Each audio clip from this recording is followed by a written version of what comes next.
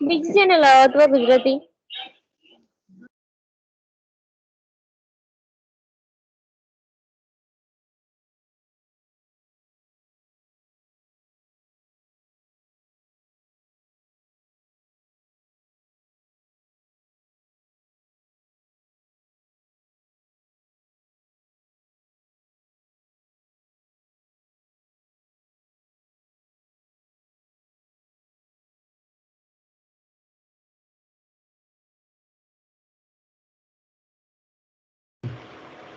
Hello good morning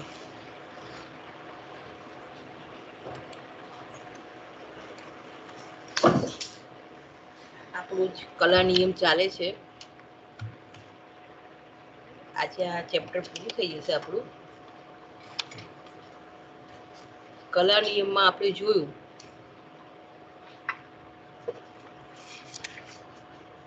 કે પહેલામાં પહેલો કલા નિયમ એટલે F C plus F equal to C plus 2 બરાબર આ આપણો કલા નિયમ છે તો હવે તમને ખબર છે કે પી છે ફેઝ એટલે કે કલા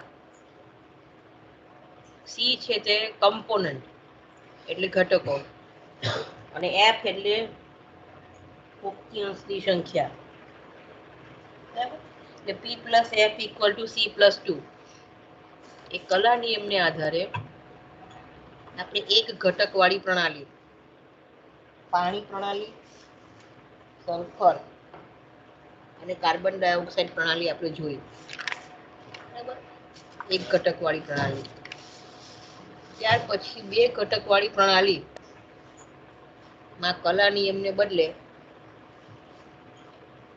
લઘુકૃત કલા નિયમ આપણે લાગુ પાડીએ છીએ લઘુકૃત કલા નિયમ એટલે શું થશે P plus F equal to C plus 1 અથવા આપણે એમ પણ કહી શકીએ લઘુકૃત છે એટલે P plus F dash equal to C plus 1 બરાબર એ લઘુકૃત કલા નિયમને આધારે આપણે બે ઘટકવાળી પ્રણાલી લેડ અને સિલ્વર પ્રણાલીની ચર્ચા થઈ ગઈ છે આપણે એટલે આપણે જોઈએ લેડ અને સિલ્વર પ્રણાલી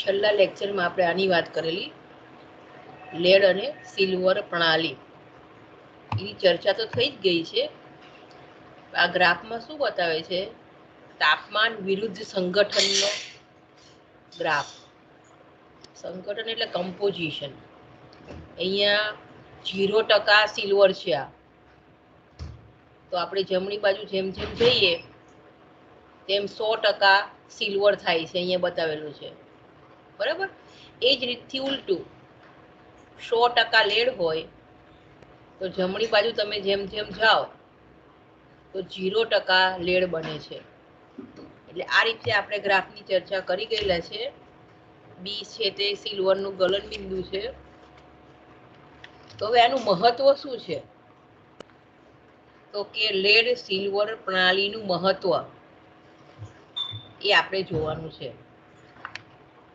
બરાબર તો કે હવે આપણે જોઈએ તો કે આર્જેન્ટિફેરસ લેડ માં ગેલિનાની સાથે થોડા પ્રમાણમાં સિલ્વર રહેલું હોય છે બરાબર એને લીધે શું થશે કે કાચી આર્જેન્ટિફેરસ અથવા આપણે એવું કહી શકાય કે કાચી ધાતુમાંથી સિલ્વર ક્યુપેલેશનની રીતનો ઉપયોગ કરીને મેળવી શકાય છે એટલે કે કાચી ધાતુમાંથી એટલે કે ગેલિના માંથી સિલ્વર ક્યુપેલેશનની રીતનો ઉપયોગ કરી આપણે સિલ્વર શોધીએ છીએ હવે તમને ખબર છે કે સિલ્વરનું પ્રમાણ ખૂબ ઓછું હોય છે જો સિલ્વરનું પ્રમાણ ઓછું હોય તો આપણે ક્યુપેલેશનની રીત ફાયદાકારક નીવડતી નથી. તેથી સિલ્વરયુક્ત લેડમાં સિલ્વરનું પ્રમાણ વધારવા માટે સિલ્વરનું પ્રમાણ વધારવાની પેટિન્સનની રીતમાં લેડ સિલ્વર પ્રણાલી, બરાબર, એ આપણે જોઈ હમણાં. આ લેડ સિલ્વર પ્રણાલીનો આપણે ઉપયોગ કરવામાં આવે છે. હવે કે ધારો કે બિંદુ એ અહીંયા જી જેવું દેખાય છે તમને ગ્રાફમાં, એને બદલે અહીંયા એ બિંદુ છે, બરાબર. તો કે અહીંયા બિંદુ એ થોડા પ્રમાણમાં સિલ્વર ધરાવતી આર્જેન્ટિયા ફેરસ લેડને વિગલિત જથ્થો ધરાવે છે. અહીંયા લખેલું છે ગલિત પ્રવાહી. હવે તેને ઠંડો પાડવામાં આવે. હવે ઠંડો પાડવાનો અર્થ શું થાય? તાપમાન ઘટાડવાનું છે. તો તમારે એ થી તમારે બી તરફ જવાનું છે. તાપમાન ઘટાડવાનો અર્થ શું થાય? કે આ ગલિત પ્રવાહી એ બિંદુએ છે, તો એ થી બી તરફ તમારે જવાનું છે, બરાબર છે.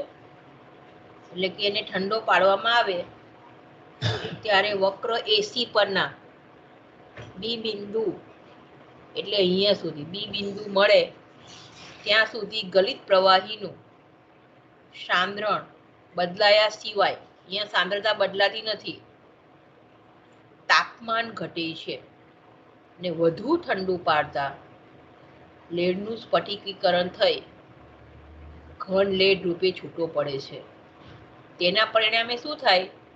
દ્રાવણનું સાંદ્રણ વધે છે, બરાબર, વધે છે. અને વધુ ઠંડુ પાડતા દ્રાવણ સાંદ્રતા વક્ર બીસી, આ બીસી દેખાય છે ને, તો બીસી ને અનુરૂપ બદલાય છે, બરાબર. બીસી ને અનુરૂપ બદલાય છે અને લેડ સતત છૂટો પડે છે.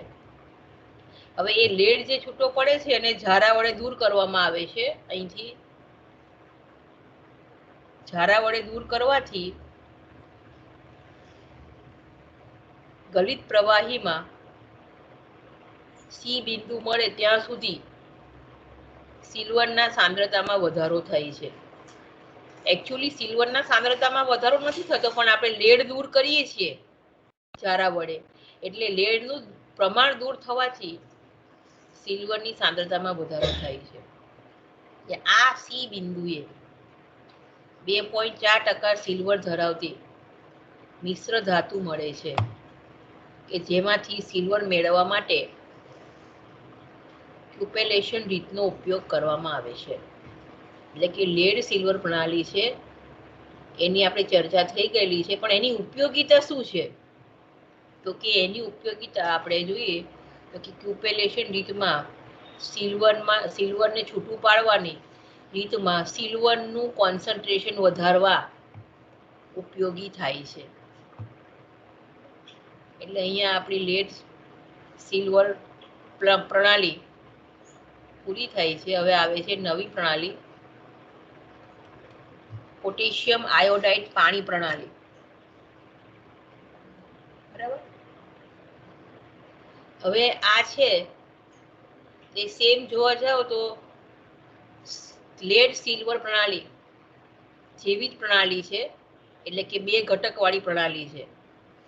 લેડ સિલ્વર પ્રણાલીમાં આપણે જોયું કે લેડનું ગલન બિંદુ ફિક્સ હોવાથી આપણે એના તાપમાનનો ઉલ્લેખ કરીએ છીએ, કે જેને આપણે બી બિંદુ વડે દર્શાવેલું હતું હમણાં જે આપણે પ્રણાલી બતાવી એમાં. પણ અહીંયા તમારા કેઆઈનું ગલન બિંદુ, પોટેશિયમ આયોડાઇડનું ગલન બિંદુ ખૂબ ઊંચું હોવાથી એને આપણે ગ્રાફમાં દર્શાવેલ નથી. અહીંયા પણ તમે જો આ પ્રણાલીનું વર્ણન કઈ રીતે કરેલું છે, તો કે વાય અક્ષ ઉપર તાપમાન લીધેલું છે અને એક્સ અક્ષ ઉપર કેઆઈ અને પાણીનું કમ્પોઝિશન લીધું છે. અહીંયા 100% પાણી છે, બરાબર, એનો અર્થ કે 0% કેઆઈ છે, અને અહીંયા 100% કેઆઈ થશે. એટલે અહીંયા તમને કેઆઈ નું મિશ્રણ મળશે, પર્સન્ટેજ ઓફ કેઆઈ લખેલું છે. હવે અહીંયા એ થી ઓ એક વક્ર મળે છે, બીજો વક્ર બી થી ઓ નો મળે છે, અને ક્ષેત્રફળ જોઈએ તો એઓબી થી ઉપરનો ભાગ, એઓડી અને બીઓઈ એ પ્રમાણે ક્ષેત્રફળ મળે છે, બરાબર. હવે આપણે જોઈએ કે પોટેશિયમ આયોડાઇડ પાણી પ્રણાલી એક ક્ષાર અને પાણી ધરાવતી બે ઘટકવાળી પ્રણાલી છે.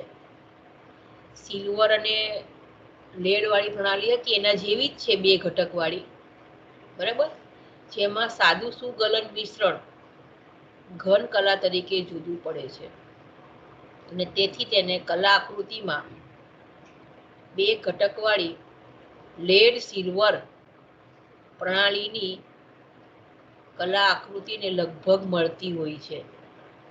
પાણીના ક્રાંતિક તાપમાન કરતા ક્ષાર પોટેશિયમ આયોડાઇડનું ગલન બિંદુ સામાન્ય રીતે ઘણું ઊંચું હોવાથી ગલન બિંદુએ પાણી બાષ્પ રૂપે હોય છે. આથી ક્ષારના ગલન બિંદુએ બંને ઘટકો સંતુલનમાં હોતા નથી. જો ગલન બિંદુએ બંને ઘટકો કેમ સંતુલનમાં હોતા નથી? તો કે ક્ષારનું ગલન બિંદુ ખૂબ ઊંચું હોય છે, એ સમયે પાણી છે તે વાયુ સ્વરૂપમાં આવી જાય છે, બાષ્પ સ્વરૂપમાં. હવે ક્ષારનું ગલન બિંદુ ઊંચું હોવાથી આવી પ્રણાલીની કલા આકૃતિમાં તેને દર્શાવવામાં આવતું નથી. એટલે અહીંયા આપણે ગલન બિંદુનું તાપમાન લખેલું નથી. લેડ સિલ્વર પ્રણાલીમાં 916 ડિગ્રી સેલ્સિયસ તાપમાન બતાવેલું હતું. અહીંયા આપણે આ તાપમાન બતાવતા નથી. પોટેશિયમ આયોડાઇડ પાણી પ્રણાલી માટે કલા આકૃતિ 1.5માં અહીંયા દર્શાવેલ છે.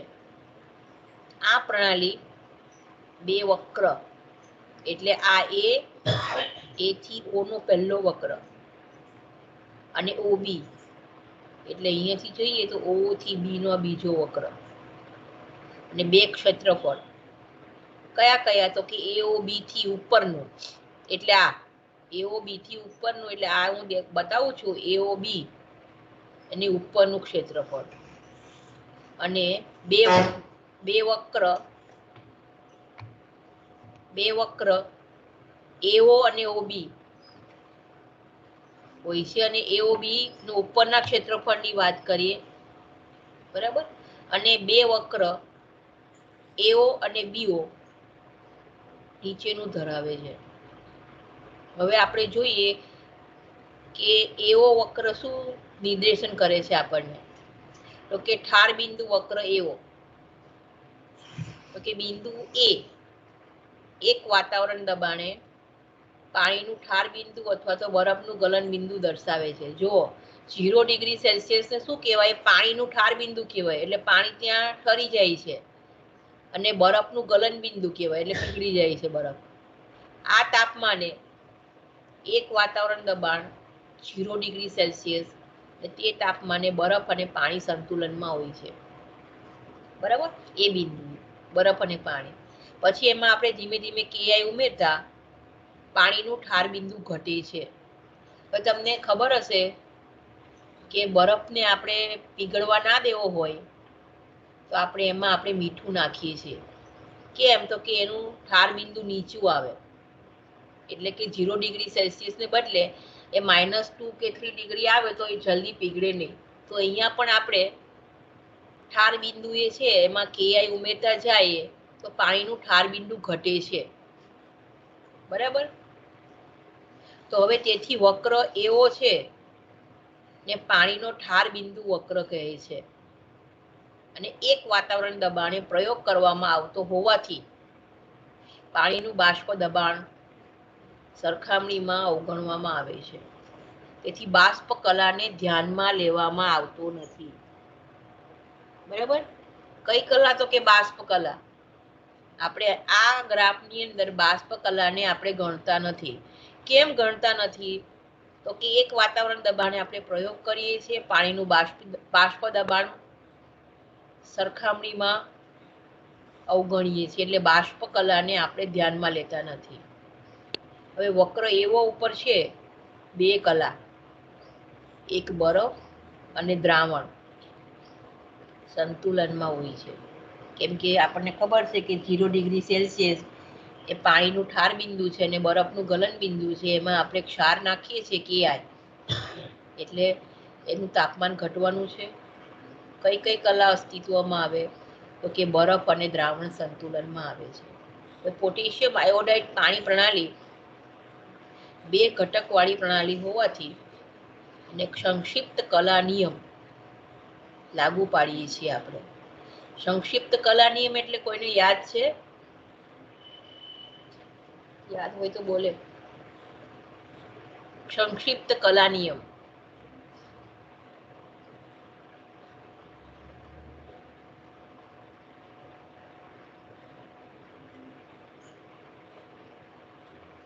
સાદો કલા નિયમ શું કહે છે કે F plus P equal to C plus 2. તો સંક્ષિપ્ત કલા નિયમમાં એક ઘટી જાય સંક્ષિપ્તના નામ ઉપરથી F dash equal two C minus P plus 1 એ આપણો સંક્ષિપ્ત કલા નિયમ છે. તો એ કલા નિયમને આધારે આપણે મુક્તિઅંશની સંખ્યાની વાત કરીએ અહીંયા તો કે ઘટકો 2 છે અને કલા 2 છે. કઈ તો કે બરફ અને દ્રાવણ. તો F ડેશ ની કિંમત આપણે 1 આવે છે. આમ આ પ્રણાલી છે એક ચલયમાન છે અહીંયા આખા ગ્રાફની અંદર. એટલે આ જે એવો જે દેખાય છે તમને આ 0 ડિગ્રી સેલ્સિયસ છે. આ તાપમાન છે, ઓ નથી અહીંયા. એઓ એટલે એ થી અહીંયા ઓ. આ ઓ છે અને આ 0 ડિગ્રી સેલ્સિયસ તાપમાન બતાવે છે. એટલે એઓની વાત કરીએ છીએ. તો કે એવો છે તે ઓ બિંદુ એ પૂરો થાય છે અને આ ઓ બિંદુ તમે જુઓ -23 ડિગ્રી સેલ્સિયસ છે અને એનું કમ્પોઝિશન અહીંયા બતાવેલું છે. તમને ગ્રાફમાં નથી બતાવેલું. ઓ બિંદુ એ લગભગ તમે આમ બી જુઓ ને ગ્રાફમાં વચ્ચે વચ્ચ પોઈન્ટ છે લગભગ. એટલે અહીંયા 52% KI બતાવે છે. એટલે આપણે કર્વ એઓ ની વાત અહીંયા પૂરી થાય છે. હવે દ્રાવ્યતા વક્ર બીઓ ની વાત કરીએ આપણે. વક્ર બીઓ બરાબર. એઓ ને આપણે કયું નામ આપીએ છીએ? પાણીનો ઠાર બિંદુ વક્ર. અને KI ને કયું નામ આયા? બીઓ ને કયું નામ આપવામાં આવશે? KI નો દ્રાવ્યતા વક્ર. તો વક્ર બીઓ છે જુદા જુદા તાપમાને પાણીમાં KI નો દ્રાવ્યતા વક્ર છે. એટલે પાણીમાં KI કેટલું દ્રાવ્ય થાય છે તે. KI ની પાણીમાં દ્રાવ્યતા વક્ર ઓ થી બી પ્રમાણે જઈએ તો તાપમાન વધતા વધે છે. ઓ થી બી. ઓ થી બી ઉપર જાઓ એટલે ઓ થી બી ઉપર જાઓ એટલે આ જુઓ તાપમાન અક્ષીશ. તો તાપમાન વધતા દ્રાવ્યતા વધે છે. અને બી બિંદુ આગળ મહત્તમ હોય છે એની દ્રાવ્યતા. બી એ સંતૃપ્ત દ્રાવણનું ઉત્કલન બિંદુ છે. આ બી છે તે. પોટેશિયમ આયોડાઇડના પાણીમાંના સંતૃપ્ત દ્રાવણને જ્યારે ઠંડુ પાડવામાં આવે એટલે હવે ઉલટું જોવાનું આપણે. ઠંડુ પાડવાની વાત કરીએ છીએ તો બી થી ઓ તરફ જવાનું છે. ત્યારે વક્ર બીઓ ને અનુસરશે. આ ઠારણ દરમિયાન શુદ્ધ ઘન KI સ્ફટિકના રૂપમાં છૂટો પડે છે અને બિંદુઓને અનુરૂપ તાપમાન અને સંઘટન થાય છે.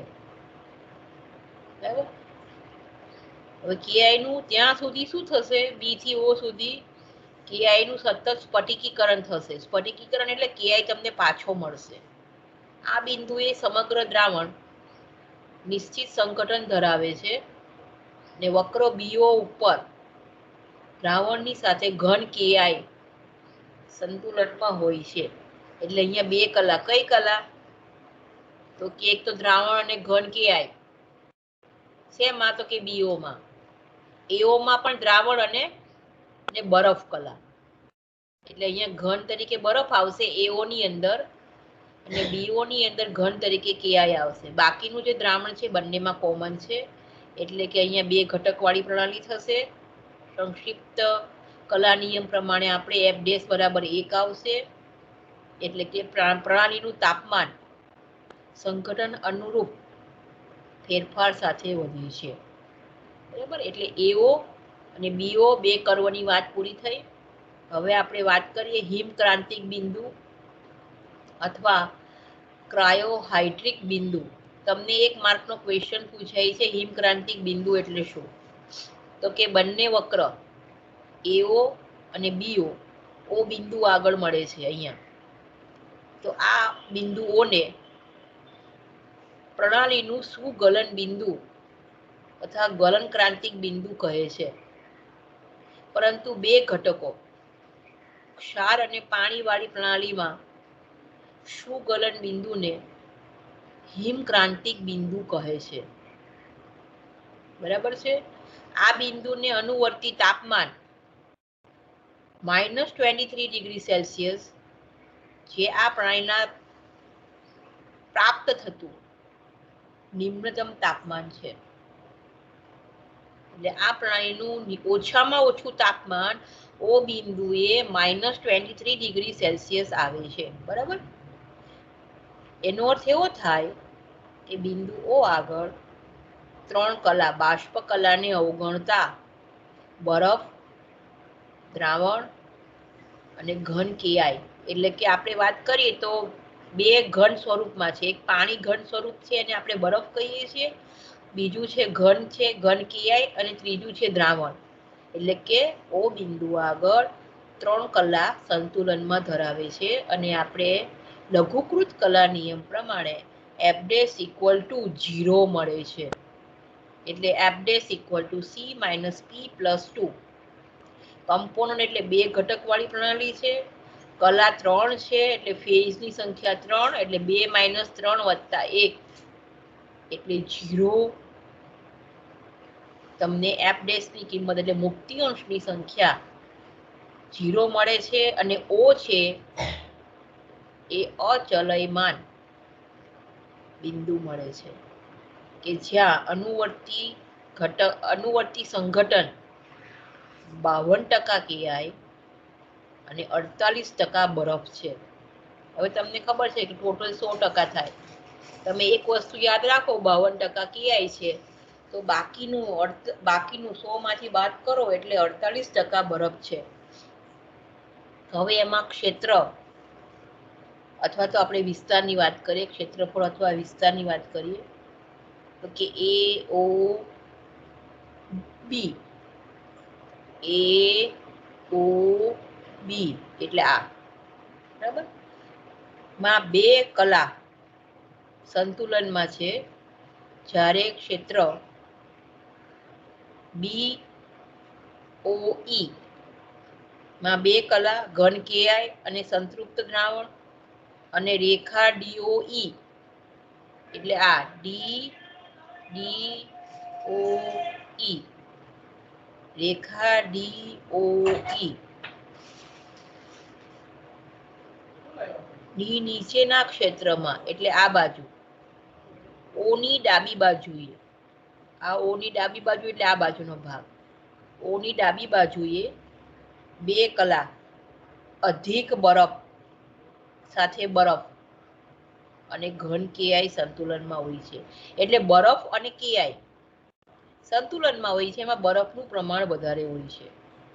જ્યારે O ની જમણી બાજુએ બે કલા અધિક KI સાથે બરફ અને ઘન KI સંતુલનમાં હોય છે. તો અહીંયા બે કલા કઈ છે? બરફ અને KI. બંનેમાં બરફ અને ઘન KI છે, પણ ડાબી બાજુ જે બરફ છે એમાં અધિક બરફનું પ્રમાણ હોય છે, જ્યારે જમણી બાજુમાં જે બરફ છે એમાં KI નું પ્રમાણ વધારે હોય છે. બરાબર. હવે પોટેશિયમ આયોડાઇડ પ્રણાલી ઉપર શીતનની અસર, એટલે એને તાપમાન ઘટાડવામાં આવે તો કેવા પ્રકારની વર્તણૂક આપણને જોવા મળે.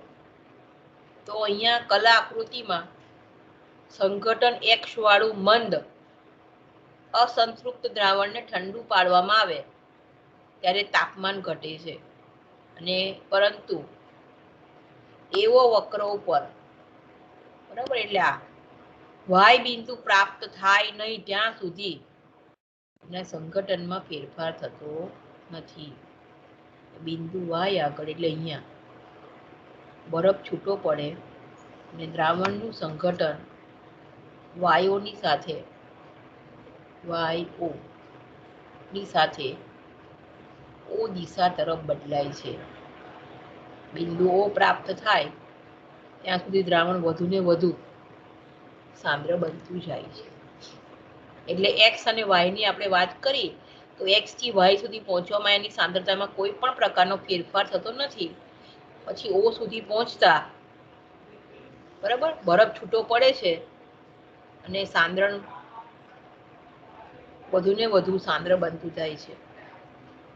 હવે આ જ પ્રમાણે સંઘટન x' વાળું સાંદ્ર અથવા સંતૃપ્ત દ્રાવણને ઠંડુ પાડવામાં આવે એટલે નીચે લઈ આવે છે. ઠંડુ પાડો એટલે તાપમાન ઘટાડો છે.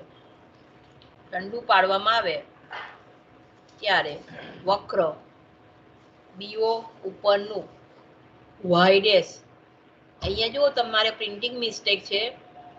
y ની પણ y' પ્રાપ્ત થાય ત્યાં સુધી દ્રાવણનું સંઘટન બદલાતું નથી, પણ તાપમાન ઘટે છે અને y' બિંદુએ ઘન Ki છૂટો પડે છે. બરાબર, અહીંયા બરફ છૂટો પડતો હતો, અહીંયા ઘન Ki છૂટો પડે છે અને દ્રાવણનું સંઘટન y' O ને અનુરૂપ O ની દિશા તરફ ફેરફાર થાય છે.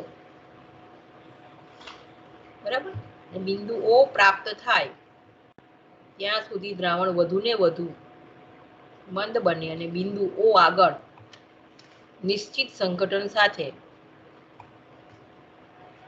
ઘન Ki અને બરફ છૂટો પડે છે. એટલે x થી y આપણે વાત કરીએ તો દ્રાવણ સાંદ્ર બનશે, x' થી y' થી વાત કરીએ તો દ્રાવણ મંદ બનશે અને O બિંદુ આગળ નિશ્ચિત સંઘટન સાથે ઘન Ki અને બરફ છૂટો પડશે. કેટલા સંઘટન વાળો? તો કે 52% Ki અને 48% પાણીના સંઘટન વાળું મિશ્રણ આપણને મળે છે.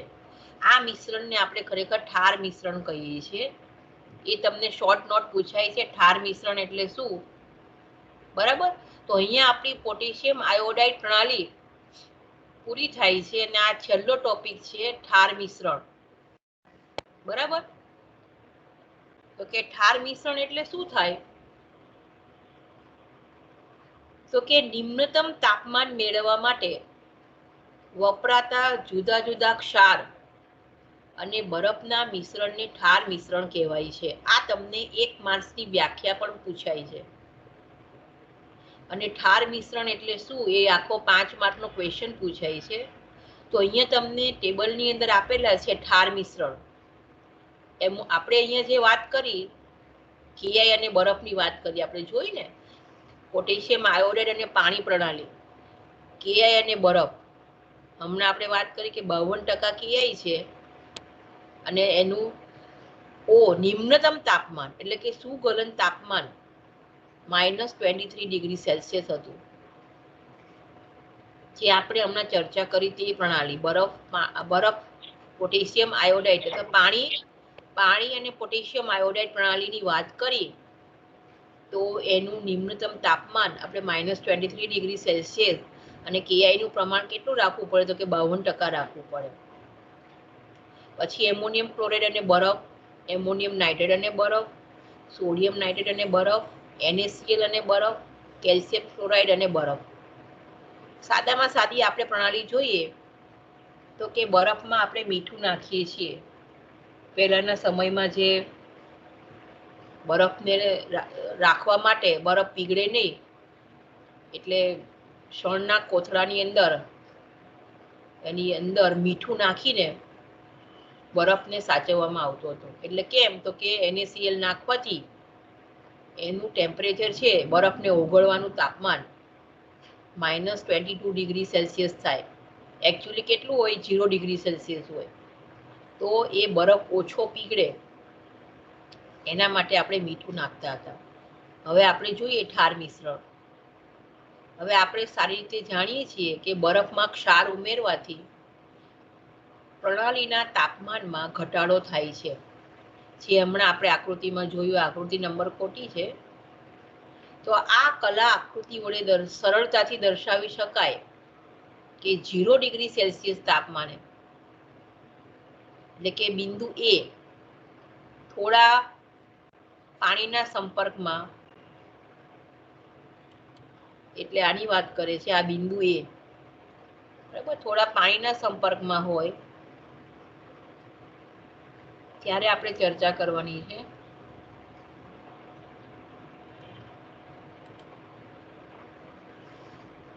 થોડા પાણીના સંપર્કમાં હોય તેવા બરફમાં પોટેશિયમ આયોડાઇડ અથવા તો સોડિયમ ક્લોરાઇડ જેવા ક્ષારો ઉમેરવામાં આવે તો આ ક્ષારના થોડા પ્રમાણ દ્રાવ્ય થતું હોવાથી તે બિંદુએ 3 કલા ઘન ક્ષાર, બરફ અને પાણીના ક્ષારનું દ્રાવણ એકબીજાના સંપર્કમાં હોય છે.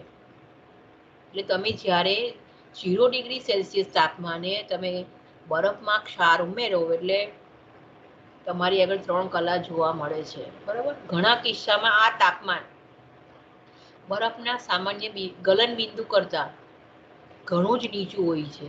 તેથી બરફ પીગળે છે અને પાણીમાં ક્ષાર દ્રાવ્ય થાય છે.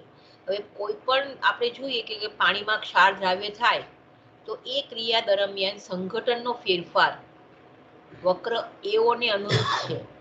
એટલે બરફનું પીગલન તેમજ ક્ષારનું દ્રવીકરણ ઉષ્મા અવશોષણ સાથે થાય છે.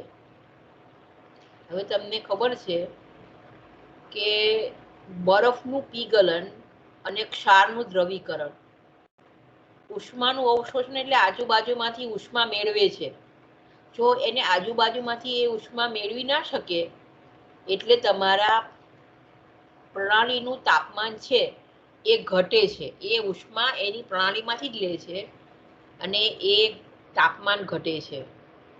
બરાબર, એટલે એ આપણે સુગલન બિંદુ એ પ્રાપ્ત થાય છે આપણને.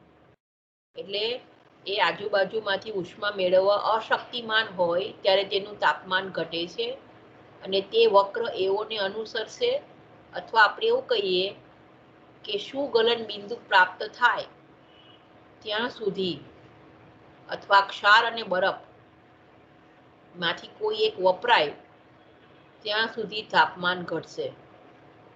બરાબર, અને એ તાપમાન ઘટે ત્યારે વધારે ક્ષાર અને બરફની હાજરીથી મેળવવામાં આવતું નિમ્નતમ તાપમાન પ્રણાલીના સુગલન તાપમાન ઉપર આધાર રાખે છે. બરાબર, ઓછામાં ઓછું તાપમાન કેટલું મળે છે તો કે તમે કયો ક્ષાર લીધો છે એના પર આધાર રાખે છે અને એક ક્ષારના તાપમાન ઉપર આધાર રાખે. હવે તમને કીધું એ પ્રમાણે કે ઠાર મિશ્રણની વ્યાખ્યા શું થાય તો કે નિમ્નતમ તાપમાન મેળવવા માટે વપરાતા જુદા જુદા ક્ષાર અને બરફના મિશ્રણો ઠાર મિશ્રણ કહેવામાં આવે છે. બરાબર છે, એટલે તમને ઠાર મિશ્રણનું પૂછાય તો તમારે સાદી આકૃતિ તમારે સાઈડ પર દોરીને બતાવવું પડે કે આ વક્ર એઓ એટલે શું, કેઆઈ વાળી પ્રણાલીની. અહીંયા તમને ઉદાહરણ કોનું આપેલું છે, કેઆઈ અને બરફનું. એ તમારે સાદી આકૃતિ દોરી દેવી પડે અને ત્યાર પછી તમારે એનું વર્ણન કરવું પડે કે વક્ર એઓ એટલે શું. બરાબર, ત્યાર પછી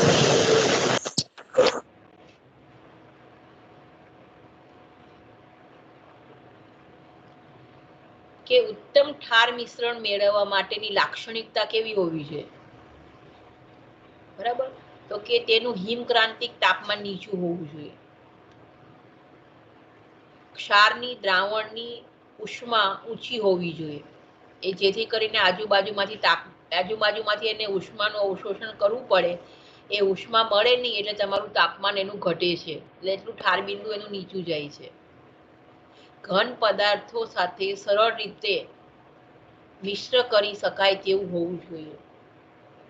ઠાર મિશ્રણમાં વપરાતા પદાર્થો સસ્તા હોવા જોઈએ. બરાબર, આપણે જોયું ને મીઠું, સૌથી સસ્તામાં સસ્તો પદાર્થ મીઠું છે. તો બરફમાં મીઠું નાખવાથી એનું સુગલન તાપમાન એટલે નિમ્નતમ તાપમાન -22°C મળે છે. બરાબર, હિમક્રાંતિક બિંદુ વાળી પ્રણાલી થોડા કલાક સુધી તેનું તાપમાન જાળવે છે અને તેથી આવી પ્રણાલીઓ સ્થિર તાપી કુંડ તરીકે ઓળખાય છે. આપણે અહીંયા થર્મોકોલ વાપરીએ છીએ ને, બરફને આપણે એક જગ્યાએથી બીજી જગ્યાએ લખવું હોય, લઈ જવું હોય તો થર્મોકોલના આપણે બોક્સ બનાવેલા હોય છે, એ પ્રમાણે બરફને સાચવવી છે.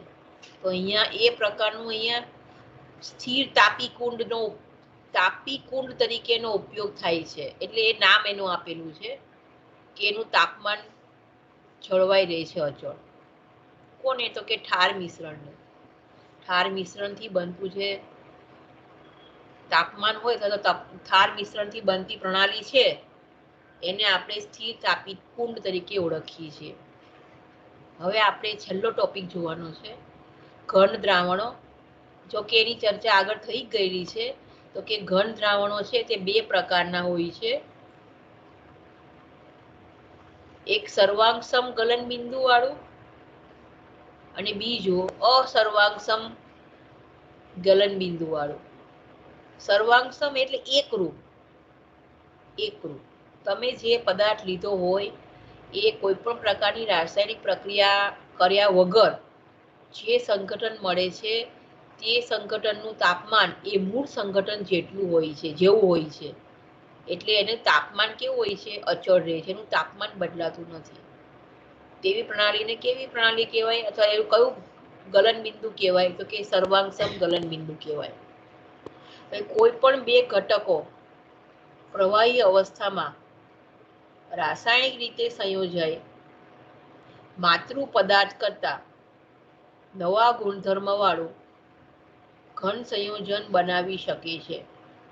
આ ઘન સંયોજન અચળ તાપમાને પીગળી ઘન સંયોજનના જેવું જ સંગઠન ધરાવતું પ્રવાહી આપતો હોય તો તેને સર્વાંગસમ અથવા તો એકરૂપ ગલન બિંદુ વાળું સંયોજન કહે છે.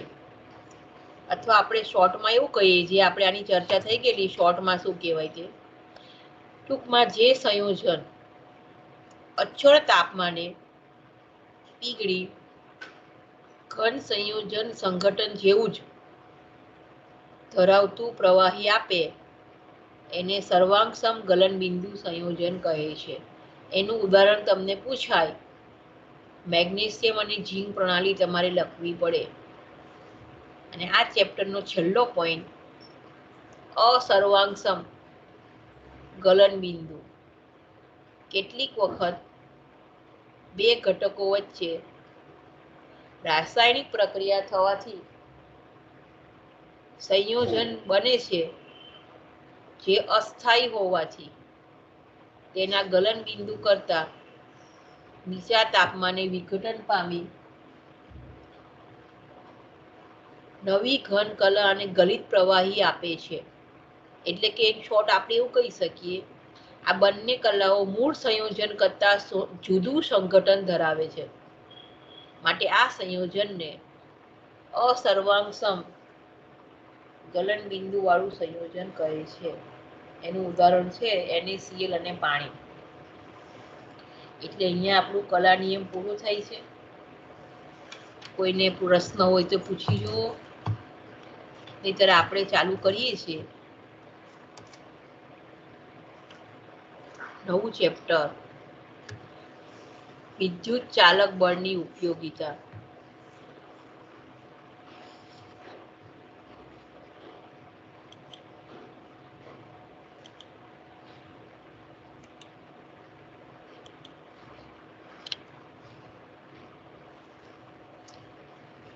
આપણું ચેપ્ટરનું નામ છે વિદ્યુત ચાલક બળની ઉપયોગિતા. બરાબર છે? સેમ 5 માં આપણે આવી ગયેલું છે આખું વિદ્યુત ચાલક બળ એટલે શું, અને એને આધારે ઓક્સિડેશન પોટેન્શિયલ, રિડક્શન પોટેન્શિયલ, પ્રમાણિત વિદ્યુત કોષની રચના, ડેનિયલ કોષ, એ બધાની ચર્ચા આપણે સેમ 5 માં કરી ચૂકેલા છે. વિદ્યુત ચાલક બળ, બરાબર, એની ચર્ચા આપણે કરવાની છે. કે આ ચેપ્ટર આવતા બુધવારથી આપણે બરાબર ચાલુ કરી દઈશું. અત્યારે થોડી વાત કરી લઈએ. પણ આ ચેપ્ટર સમજતા પહેલા તમારે સેમ ફાઈના જે આપણે વિદ્યુત ચાલક બળ છે એમાં તમારે એકવાર વાંચવું પડશે. કોને ઓક્સિડેશન કહેવાય, કોને રિડક્શન કહેવાય, ઓક્સિડેશન પોટેન્શિયલ એટલે શું, રિડક્શન પોટેન્શિયલ એટલે શું, EMF સિરીઝ, વિદ્યુત રાસાયણિક સિરીઝ, બરાબર. એમાં રિડક્શન પોટેન્શિયલને આધારે આપણે આખા કોષનું નિરૂપણ કરતા હતા. જે વિદ્યુત ધ્રુવનો રિડક્શન પોટેન્શિયલ વધારે એનું રિડક્શન થાય. તો રિડક્શન થાય એને આપણે કઈ જગ્યાએ મૂકીશું? ડાબી બાજુ મૂકીશું, બરાબર. એ જમણી બાજુ. રિડક્શન થાય એને આપણે રાઈટમાં મૂકીએ, બરાબર. તો એ રીતે કોષનું નિરૂપણ કરતા હતા કે જેનો રિડક્શન પોટેન્શિયલ વધારે હોય એનું રિડક્શન થાય, એને આપણે જમણી બાજુ લખતા હતા ઊભું 2 લીટા, અને ડાબી બાજુ તો કે ડાબી બાજુ ઓક્સિડેશન થાય એનું એ વિદ્યુત ધ્રુવ લખતા હતા. એટલે કે 2 વિદ્યુત ધ્રુવના જોડાણથી આપણે શેલ બનાવતા હતા. તમારા સ્ક્રીન ઉપર બતાવેલું જ છે કે 2 વિદ્યુત ધ્રુવ છે, વચ્ચે જે આડી લીટી બતાવેલી છે તે શોર્ટ બ્રિજ છે, અને આ 2 વિદ્યુત ધ્રુવ ના જોડાણથી આપણે કોષ બનાવીએ છીએ, સેલ બનાવીએ છીએ. અને ઉપર છે તે શોર્ટ બ્રિજ છે, જે પોટેશિયમ નાઇટ્રાઇટ અથવા તો એમોનિયમ નાઇટ્રેટ અને અગર અગર નામના પદાર્થથી બનાવવામાં આવે છે. MSCમાં તમે એનો ઉપયોગ કરશો. પોટેન્શિયોમીટરની અંદર આ રીતના શોર્ટ બ્રિજ મૂકીને તમારે EMF માપવાનો આવે છે. હવે આપણે આજનું જે ચેપ્ટર છે આપણું સેમ 6માં, એમાં આપણે શું જોવાનું છે? તમે હેડિંગ જ જોઈ શકો છો કે વિદ્યુત ચાલક બળની ઉપયોગિતા. એટલે સેમ 5માં આપણે વિદ્યુત ચાલક બળ વિશે જોયું, અને એની ઉપયોગિતા જે આપણે સેમ 5માં ભણેલા છે એની ખરેખર ઉપયોગિતા શું છે, એપ્લિકેશન શું છે, એ આપણે જોવાનું છે. તો આપણે જોઈએ અહીંયા આપણે જોઈએ કે વિદ્યુત ચાલક બળની ઉપયોગિતા. તો કે પહેલામાં પહેલું આપણે જોવાનું છે અલ્પદ્રાવ્ય ક્ષારનો દ્રાવ્યતા ગુણાકાર અને દ્રાવ્યતા. હવે અલ્પ દ્રાવ્ય ક્ષાર એટલે તમને ખબર છે કે સિલ્વર ક્લોરાઇડ, સિલ્વર બ્રોમાઇડ, બરાબર. પછી સિલ્વર ક્રોમેટ, બેરિયમ સલ્ફેટ, કે જે અલ્પદ્રાવ્ય ક્ષાર છે, જેની દ્રાવ્યતા ખૂબ ઓછી હોય છે.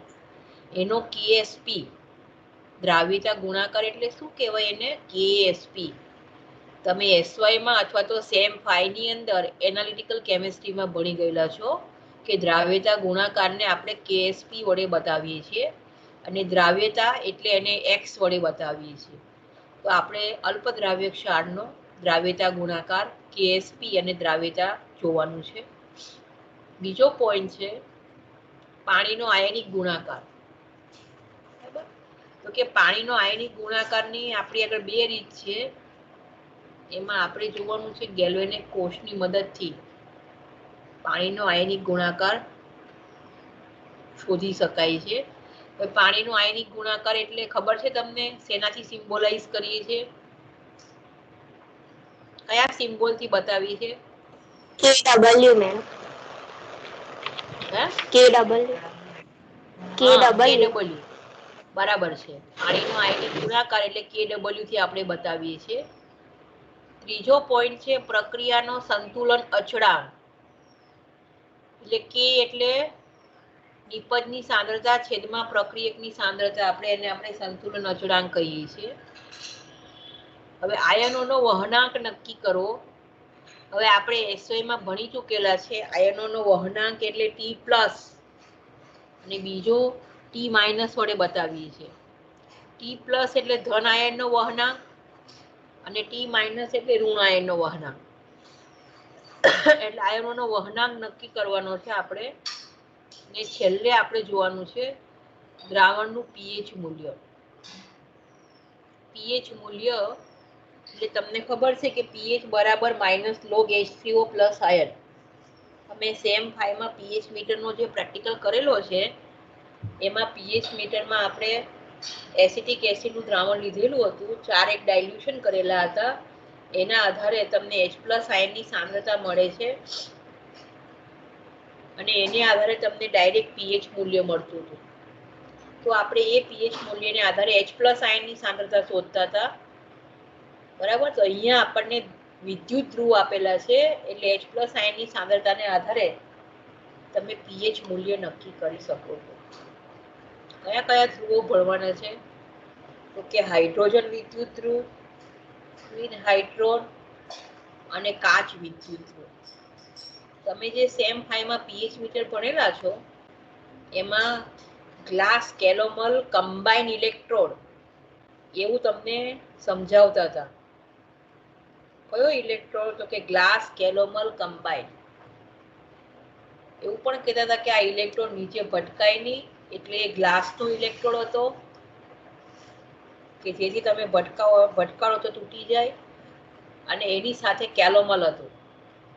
ગ્લાસ કેલોમલ કમ્બાઇન ઇલેક્ટ્રોડનો ઉપયોગ આપણે પીએચ મીટરમાં પીએચ શોધવા માટે કરેલા હતા. તો એ વિદ્યુત ધ્રુવ કઈ રીતથી બનેલો છે એની ચર્ચા આપણે કરવાની છે. બરાબર, તો કે પહેલામાં પહેલું આપણે જોઈએ કે અલ્પદ્રાવ્ય ક્ષારનો દ્રાવ્યતા ગુણાકાર અને દ્રાવ્યતાનું મૂલ્ય નક્કી કરવું. તો કે અલ્પદ્રાવ્ય ક્ષારને આપણે ઈએમએફ શોધવાનો છે. પહેલામાં પહેલો ઈ શેલની કિંમત, એટલે કોઈ પણ હિસાબે તમારા સેલનું નિરૂપણ કરવા માટે સિલ્વર ક્લોરાઇડ હોવો જોઈએ. કેમ? તો કે અલ્પદ્રાવ્ય ક્ષાર તરીકે આપણે આગળ સિલ્વર ક્લોરાઇડનો કેએસપી શોધવાનો છે. હવે આપણે જાણીએ છીએ કે સાંદ્રતા કોષનું ઈએમએફ દ્રાવણમાંના આયનોનું સાંદ્રણ નક્કી કરવા, બોલો,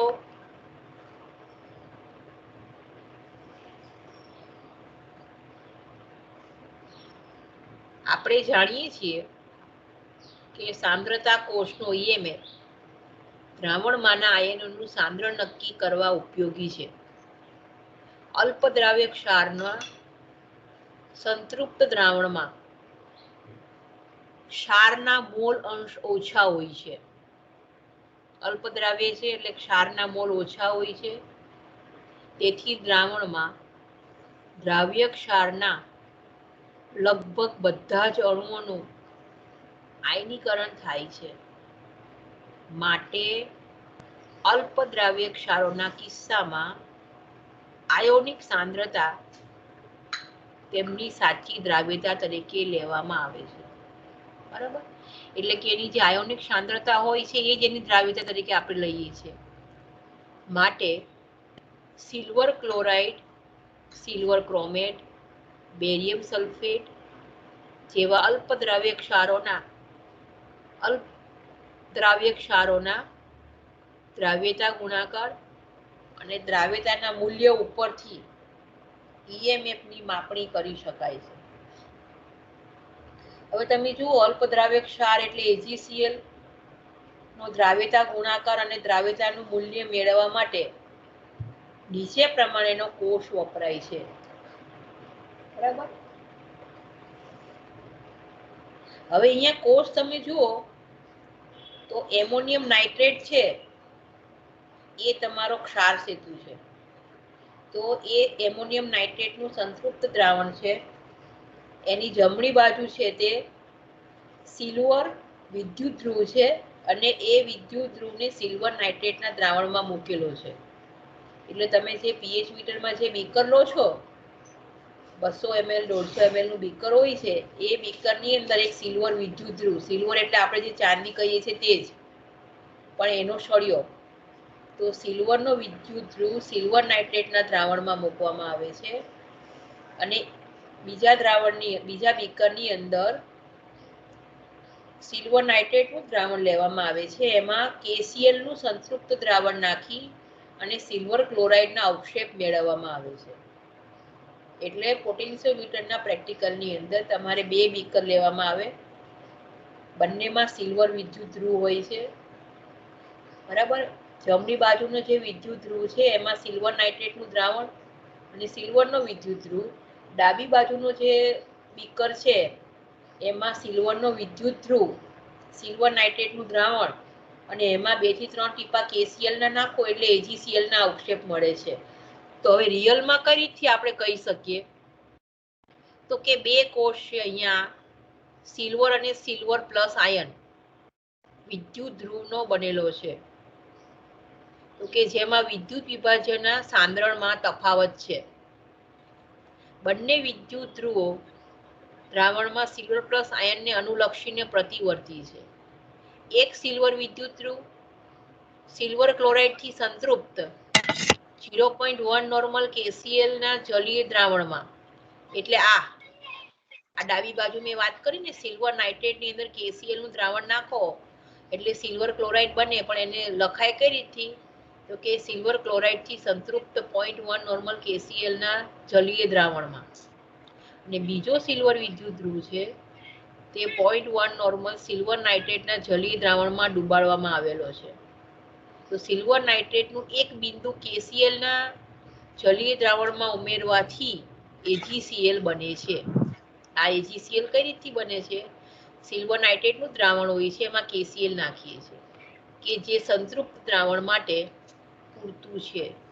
બરાબર. અહીં KCl ના જલીય દ્રાવણ માટે નીચેના દ્રાવણની વાહકતા વધે છે. બરાબર. હવે આપણે અહીંયા કોષનો EMF ઓક્સિડેશન રિડક્શન ના આધારે તમારે અહીંયા લખવાનું છે. બરાબર. એટલે અહીંયા આપણે મીટિંગ પૂરી કરીએ છીએ. એટલે આવતા વખતે સેમ ફાઈ નું EMF વાંચીને તૈયાર રહેજો. બરાબર. બરાબર. આપણે અહીંયા પૂરું કરીએ છીએ.